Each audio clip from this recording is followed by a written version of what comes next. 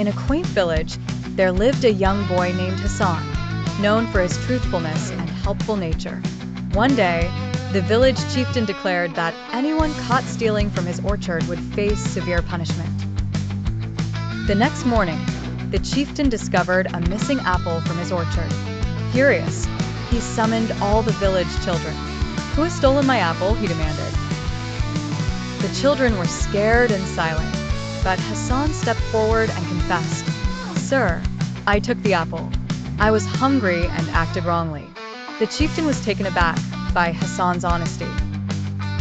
Instead of punishing him, he said with warmth, "My boy, your truthfulness has won my heart.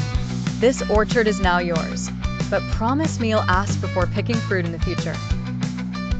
Hassan promised, and all the children learned that truth holds great power.